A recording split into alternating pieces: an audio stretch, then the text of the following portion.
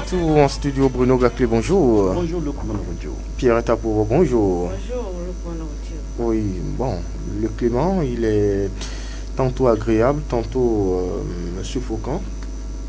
C'est pas dans lequel se trouve Bruno à ce moment. Alors, c'est pas facile à gérer, c'est pas facile parce que vous savez, quand vous êtes habitué à une température et vous descendez de nouveau dans une autre ville, c'est pas facile de vous adapter. Vous savez, nous étions de l'autre côté où la température est quand même favorable à l'organisme. Ici, c'est qu'à tout moment, surtout en ces mois, en ces périodes de chaleur, nous souffrons dans la peau, c'est pas facile. Pas facile. J'avoue que récemment, pour un tour à l'intérieur du pays, les gens se plaignaient de la chaleur, mais je dis, mais attendez là, ça ce n'est pas de la chaleur. Oh, oui, c'est de l'amusement, Luc Manorodjo, vous voyez. Ici à Malanville, j'ai envie de dire qu'il fait chaud dans le frigo. C'est juste pour vous dire que vous avez la climatisation allumée, vous avez les bracelets allumés, mais pourtant vous avez chaud. Ça voudra dire quoi? La chaleur ici à Malanville, c'est pas donné à n'importe qui de la supporter. Au fait, vous voyez, ça prouve beaucoup de choses. Vous voyez, tel que l'a dit Bruno Gaclé, on a envie d'affecter des gens pour venir démontrer leurs compétences, leur expertise pour vraiment aider les populations de Malanville, les jeunes de Malanville, les apprenants de Malanville. Mais les gens n'ont pas envie parce qu'ils se disent « Ah, je ne pourrais pas supporter la chaleur. » La chaleur ici à Malanville, c'est pas la joie. Oui.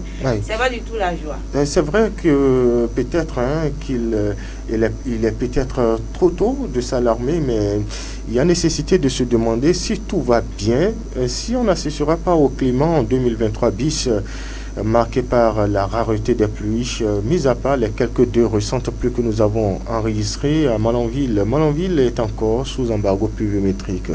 Nous sommes là. Parce qu'il pleut ailleurs. Oui, nous sommes là. Même la dernière fois, quand il y avait... Avant-hier. Oui, avant-hier, quand il y avait été vraiment mouillé par la pluie, c'était vraiment agréable. Nous, on voyait juste par ici les éclairs, un peu comme vous dites. Les bips. On allume le feu là-bas et vous voyez juste la fumée de ce côté. C'est vrai, vous l'aviez dit, on a déjà... Non, dites plutôt que dans la maison voisine, on cuisine. Et puis vous sentez l'odeur de ce côté. Vous vous contentez de la saveur. Et vous avez envie de manger, mais vous n'avez pas cette chance-là. C'est un peu comme ça qu'on pourra caricaturer. Le manger, c'est vrai, c'est un peu tôt, mais 2023, tel que vous l'avez dit, 2023 bis, 2023, c'était pas facile. Nous avons attendu des pluies. Les leaders religieux ont même prié, ils sont sortis, ils ont vraiment, je dirais même c'est le sacrifice simplement qu'il manquait. Et avant que la pluie ne vienne ici à Malanville, on ne veut pas vraiment assister à ça. C'est vrai, nous n'avons pas la capacité de décider si la pluie va commencer tôt ou tard, mais nous prions, nous voudrions vraiment qu'on n'assiste pas à 2023. Vous avez vu, c'est tout ceci là qui a fait que aujourd'hui nous parlons de la flambée du prix du maïs. Il n'y avait pas eu de pluie, les producteurs de Malanville vraiment n'ont pas eu assez de production en matière de maïs, en matière des autres céréales et autres. 2023 bis, on ne voudrait pas assister à ça. Oui, personne ne voudra en tout cas vivre ce que la population de Malanville et environ a traversé le long de l'année 2023. En attendant qu'on ait un spécialiste, Dr Afis Ganda, sur la question pour nous dire ce que prévoit la météo pour cette saison. Et Bruno Gaclé, est-ce qu'il faut craindre? Il faut craindre. Il y a nécessité de craindre. Oui, parce que tout d'abord, je ne sais pas si c'est le colon qui a mal peut-être subdivisé les villes. Malanville, forcément, n'est pas Malanville. Je dirais c'est une partie du Niger. Parce que vous voyez les arbres, les caractéristiques des arbres que nous avons ici. On a spécifiquement qu'à Malanville, le Nîmes. Je ne connais pas son nom scientifique. Or, dans d'autres villes, par exemple, si nous prenons, par exemple, Cotonou, Kandi, quelque part là, on a les manguiers, les greffés, tout ça là, qui prennent. Ici, difficilement, vous constatez que ces arbres-là prennent. Donc, ça voudra dire que Malanville a un sol qui ne répond pas à ces arbres pareils. Alors, que faire? En temps normal, on devait peut-être penser au reboisement. Chaque année, on devait voir des tierces personnes mettre à terre des plants d'arbres, ça ne se constate pas. Moi, je pense qu'il y a forcément un problème de déforestation. Ouais, ça pour les rues, le charbon, qu'est-ce qu'on peut? On ne peut rien, on doit préparer. Même si entre-temps le gouvernement a fait la politique de la disponibilité du gaz domestique, on connaît combien de fois le gaz aussi a ses risques. Mais est-ce que ces gaz sont subventionnés pour qu'on ne parle pas de fabrication de charbon? Vous voyez, de l'autre côté, à proximité de la ville de Manonville, les gens, ils mettent à fond leur énergie à faire le charbon. C'est une manière de déboiser. On coupe les arbres derrière les forestiers, on fait le charbon à flot, et ça circule dans les villes. Mais on ne peut rien. Mais est-ce que ces derniers ont la politique de reboisement? Non, pas forcément. On devait quand même peut-être les sensibiliser. Et aussi le gouvernement, c'est là la faute du gouvernement. Le gouvernement doit subventionner les gaz. Aujourd'hui, prendre un gaz de 6 kg, vous voyez combien ça fait. On pourrait peut-être mettre ça à 2600 pour permettre à tous les ménages d'avoir le gaz domestique.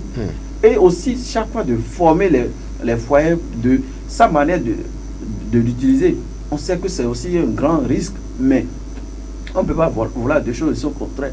Ici, spécifiquement à Manonville, c'est une ville où il fait excessivement chaud. On devait peut-être penser à chaque fois, les 1er juin, à reboiser.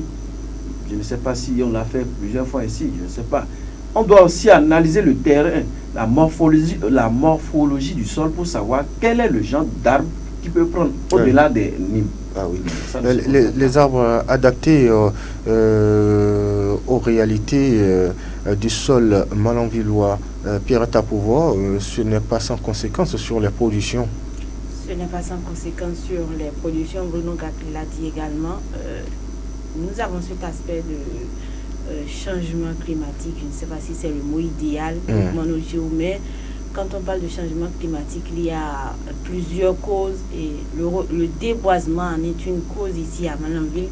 On produit assez de charbon, mais on ne pense pas à reboiser. Normalement, quand vous abattez un arbre, c'est qu'il est conseillé de vous assure que Manonville de planter 2 ou 3 même pour remplacer cela. Producteur d'assez de charbon. Oui, ça circule. Oui, ça circule. Ça circule, c'est partout. Hein. Le charbon. C'est sur l'ensemble du territoire. Oui, je sais, mais vous prenez la voie de Ketou, ça avait Porte-Nouveau, le long de la route, c'est des charbons un peu partout. Vous prenez la route Parakou, Djougou, c'est des charbons un peu Manonville, partout. On ne refuse Parakou, pas. Un peu partout. On ne refuse pas. Vous voyez, quand vous prenez par exemple 10 ménages ici dans la commune de Manonville, à peine vous allez trouver 1 ou 2 qui utilisent le gaz. Et même ces 2 ménages peut-être qui utiliseront le gaz, forcément utilisent également le charbon. Et donc ça voudra dire quoi? La majorité de ces personnes-là, de ces ménages-là qui sont dans la commune de Manonville, utilisent le charbon. Et donc, du coup, on trouve le charbon là où? Forcément, c'est c'est de ça que je veux parler très rapidement. Et vous voyez, ça circule et on abat parce que pour produire le charbon, forcément, il faut faire tomber, il faut détruire. Mais est-ce que vraiment tel que l'a dit Bruno, est-ce qu'on pense reboisement? Je vous prends toujours à contre-pied, mais la production du charbon, ce ne sont pas des arbres frais, ce sont des arbres déjà morts qu'on utilise pour en fabriquer. Bien sûr, mais on peut abattre un arbre frais, laisser dans l'objectif que ça se sèche après pour qu'on puisse en produire du charbon. Prendre aujourd'hui un arbre déjà, même quand vous allez dans la forêt, c'est difficile de trouver même un arbre qui est déjà tombé. Donc forcément, vous voyez, on coupe et on laisse pendant un bon moment, on surveille. Et c'est en ce moment qu'on retourne, on prend, on utilise. Nous n'accusons pas ceux qui produisent le charbon, parce que quoi qu'on dise, même moi je l'utilise, même hier, je l'ai utilisé parce que tout le monde n'a pas la capacité d'utiliser le gaz. Le gaz aujourd'hui, pour l'acheter, il faut débourser 5 000, voire 6 000 francs. Moi, j'ai demandé le prix et c'est de ça qu'il s'agit. Le prix n'est pas le même. Conforme sur l'étendue du territoire. Conforme sur toute l'étendue du territoire national. Le gaz qui est rechargé peut-être à moins de 5 000 francs à Parakou, vous venez ici à Manonville. Moi, je l'ai rechargé la dernière fois à 6 000 francs. Quand vous avez la possibilité de prendre un sac de charbon à 2000, 2250 ou 2500 francs, et que ce sac de charbon-là pourra vous aider même juste pendant un mois, alors que si vous voulez utiliser le gaz, il faut débourser 6000 francs. Et rien ne prouve même, que ce gaz-là va finir le mois avec vous, parce que ici à Malanville, les gaz ne sont pas, je ne sais pas si, n'ont pas ce bouchon blanc où on dépose. Donc on a tendance à croire que... On a tendance à croire que les bombes, on prend la bouteille vide et on va de l'autre côté, on recharge, mais on ne trouve plus le bouchon pour fermer. Donc le gaz est là, peut-être qu'il y a déjà des fuites, vous ne savez pas, mais vous prenez, tout est risqué. Donc à défaut d'avoir votre gaz, c'est que forcément vous allez utiliser le charbon. Mais ce que nous sommes en train de dire, c'est que tout ce comportement-là peut concourir à la rareté de la pluie que nous avons aujourd'hui dans l'envie. Oui, la menace des activités. Je dis les gaz aussi ici à Malanville, c'est des bombes à retardissement. Vous allez, vous amenez votre bouteille, vous prenez un gaz, ça n'a même pas de bouchon blanc de sécurité. Ouais, c'est un gros risque. Donc ça donne à ça, que Dieu nous protège. Derrière ça, vous avez parlé de la disponibilité du charbon sur le marché, le corridor entre Manam et Cotonou, tout ça là. Bon, en réalité, c'est des zones favorables à la pluie. Ouais, à tout instant, ils ont la pluie. Et c'est je n'ai pas dit que Malanville aussi n'est pas dans cette stratégie de mettre à terre les plans chaque 1er juin, la journée de l'arbre. Vous voulez dire que les réalités ne sont pas les mêmes? Les réalités ne sont pas les mêmes. Ici, nous sommes dans, je ne sais pas, j'ai oublié cette leçon, climat soudanais ou bien quelque chose là, au premier on nous apprenait ça, soudanais, on a mangé la pâte avec. C'est pour dire que Malanville forcément est une zone où on constate que le climat est différent. Donc, quoi qu'on dise, nous sommes en plein désert. Voilà. On a une partie, la savane, de l'autre côté du parc W, et un peu de ce côté-là, c'est-à-dire le côté fleuve, etc., jusqu'au Niger, c'est pratiquement le désert, on constate. Les arbres n'ont même pas les mêmes tailles, les arbres, c'est 1 mètre environ, 2 mètres. Donc, tous ces éléments mis ensemble, c'est qu'on constate qu'on n'a pas les mêmes réalités. On réalise même qu'à Malanville, il n'y a pas assez d'arbres. Si on en coupe encore, c'est qu'on est foutu. La variation climatique va mieux s'imposer, et c'est pourquoi les autorités au plan local ou à divers niveaux doivent penser à reboiser. Quand on parle de chaque 1er mai, c'est une politique pour permettre à chaque citoyen béninois, je ne sais pas si ça existe ailleurs, à chaque citoyen béninois de mettre à terre quelque chose pour témoin. Dire un jour que c'est moi qui ai mis à terre l'arbre que vous avez vu là, de son jeune âge à l'âge que l'arbre, c'est moi qui l'ai fait. Donc c'est une fierté de dire, l'arbre sous lequel vous êtes là, c'est moi qui l'ai planté. Donc si chaque Béninois pouvait avoir cette manie-là en lui, je pense qu'un jour on parlera plus de déboisement, mais plutôt on va espérer à rester constant dans la température. Ah oui. Bon, je ne sais pas, c'est dans un mois. Environ un mois. Le 1er mai. Oui, le 1er juin. Juin. Vous voyez, même quand on parle de cette affaire de 1er juin, on a vu ici à Malanville où on dit, bon, ok, aujourd'hui c'est le 1er juin. Parfois, en tout cas moi je l'ai observé plusieurs fois, il y a souvent plu la veille ou le jour du 1er juin ou le lendemain, pour que au moins les gens aient la possibilité de planter. Ici à Malanville, je ne sais pas. Parfois même les plantes sont là, mais on attend juste une petite pluie pour pouvoir mettre en terre et on n'en trouve pas. On suppose, il y a eu la pluie, on a mis. Combien de personnes surveillent ces plants-là qui ont été mis en terre? La divagation des bêtes, personne n'en dit mot. Il ne suffit pas de mettre un plan en terre. L'essentiel, c'est le suivi. Il faut suivre, il faut arroser, il faut protéger cela pour que à l'arrivée on puisse dire, ah, l'arbre que j'ai planté l'année dernière, voici, ça a planté et ça a poussé. Il faudrait que j'en ajoute aussi. Si chaque ménage pouvait faire la même chose, parce que quoi qu'on dise, même si nous n'assistons pas, même si ce n'est pas nous qui allions dans la bourse pour produire le charbon, tant que nous consommons le charbon, c'est que nous sommes aussi acteurs du déboisement. Derrière ça, moi, je voulais ajouter l'utilisation des sachets plastiques. Ça aussi fait partie de ces effets de variation climatique, tout ça là. Mais ça impacte sur le climat. Oui, ça impacte sur le climat.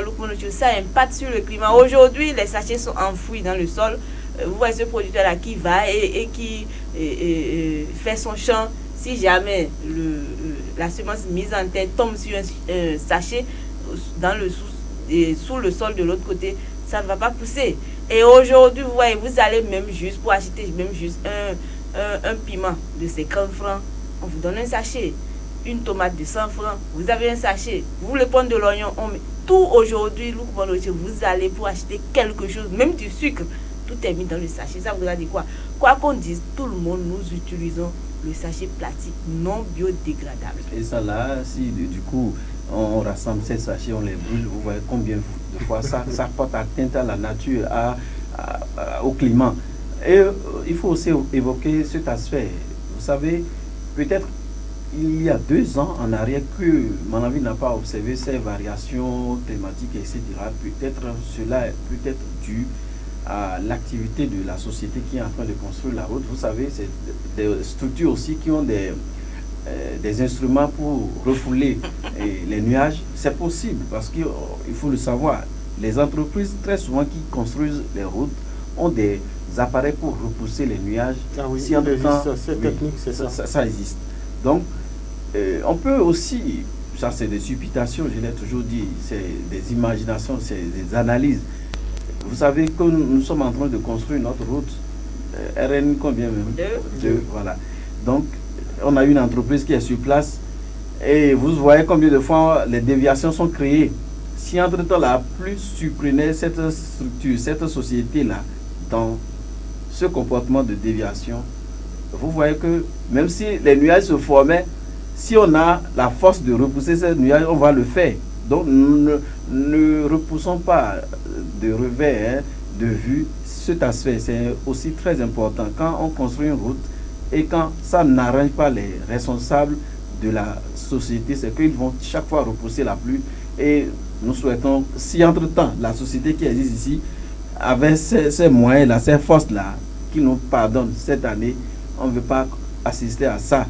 Je ne sais pas s'ils ont les moyens de repousser, mais on souhaite, si ça arrive, s'ils ont des moyens de laisser. Derrière ça, il faut que les gens prient. Il y a les comportements déviants de la société qui ne permettent pas à ce que Dieu envoie la pluie. Je suis dans la tradition maintenant. Et quand on parle forcément de la tradition, il y a des comportements. Je ne veux pas citer les comportements. Suivez mon regard. Il y a des comportements sociaux qui ne sont pas favorables à la nature. Quand ça arrive comme ça, Dieu n'aime pas ça. Dieu ne peut pas vous envoyer la pluie. Il va falloir qu'on prie beaucoup, qu'on laisse certains comportements. Suivez mon regard. Ces comportements sociaux, on aurait bien voulu, Bruno Gakli, que vous nous les dévoilez au moins quelques-uns. Pierrette me fait signe qu'elle va m'aider. Non. D'accord. Je ne sais pas de quoi il parle. Nous allons découvrir ensemble la une des journaux, les canards parvenant à notre rédaction, et c'est le pays émergent qui émerge sur la construction d'un centre commercial au stade de l'amitié de Cotonou. La CAF et la FIFA menacent le Bénin bientôt interdit de disputer ses matchs à domicile, qui conseille même le président Patrice Talon à commettre ses erreurs, se demande en une le journal. Quotidien, le Béninois libéré de Aboubakar Takou, ouverture des travaux de la 57e session CIPD au siège de l'ONU à New York. Le Bénin a brillé par 3 principales interventions. On est toujours avec le même journal, fourniture de l'énergie électrique. La SBE lance la mise à jour des compteurs prépayés STS. Les détails évidemment à découvrir dans les colonnes du Canard. Matin libre s'installe à présent, gouvernance de la rupture. Coup de marteau de Monseigneur Antoine Gaïch à découvrir à la page du journal. Cherté de la vie, les confédérations à nouveau dans les rues le 11 mai, nous annonce le quotidien qui s'envoie puche. La nation s'installe, commerce extérieur non enregistré au cordon douanier, 211 voies frauduleuses de marchandises identifiées, rapporte en une le journal, qui parle également de l'Assemblée nationale, une nouvelle loi pour réglementer les banques. Les détails évidemment à découvrir dans les colonnes du quotidien. Politique, fin de mandat de Talon, jour J, moins 756. Décompte le quotidien Nassira qui parle également de radioscopie des élections générales. Un code électoral souffre-douleur. Placard en manchette, le journal. Colloque de la conférence épiscopale sur le code électoral, le gouvernement absent voit une manipulation politique. L'investisseur, le journal parle du Tour du cyclisme international du Bénin, la course lancée ce matin à Boukoumbe.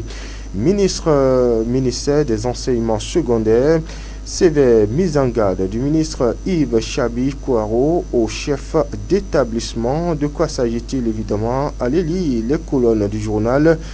L'investigateur du jour, l'investigateur notamment à la page 2 du quotidien d'IB Info parle de affacturage, répression de l'usure et réglementation bancaire au Bénin. L'Assemblée nationale adopte 3 grandes lois, nous informe ce matin le journal. Marche contre la charte de la vie au Bénin. Le secrétaire général Bachabiche Moudachirou annonce une reprogrammation.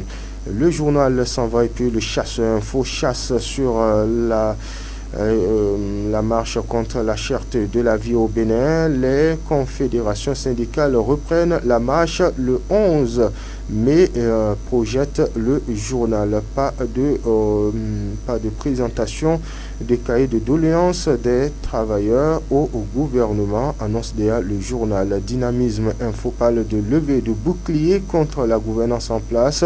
Le fétiche de la rupture de plus en plus démystifié, s'exclame en une le journal. Fête du travail au Bénin sous le charme des réalisations. Bello Mamadou et Ayouba félicite Patrice Talon. On finit avec ce titre à la une du journal. Contrainte à expliquer les actions du gouvernement. Si le vin était bon, on n'aurait point besoin de la propagande. Voilà ce que pense Dynamisme Info. Bruno Gakli, on se souhaite une excellente journée. Demain, c'est le premier. Le premier.